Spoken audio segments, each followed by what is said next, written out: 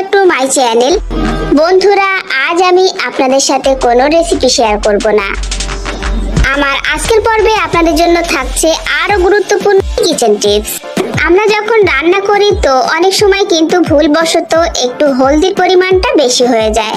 তো বন্ধুরা, রান্না থেকে নিমেষের মধ্যে হলদি পাউডারের গন্ধ কিংবা হলদির তিতকুটে ভাবটা চলে যাবে যদি আপনারা এই টিপসটা ফলো করেন।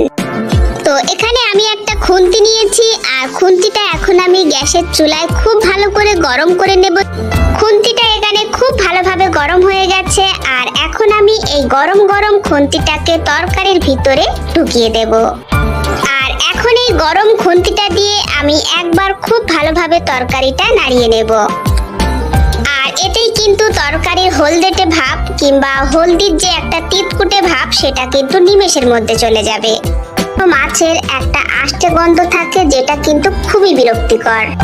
তো আমরা যদি মাছটাকে ভাজার আগে লবণ হলুদ দেওয়ার পরে যদি আমরা এক টুকরো লেবুর রস এইভাবে মাছের উপরে চিপে দিই, তাহলে কিন্তু মাছের আষ্টে গন্ধটা 100% চলে যাবে।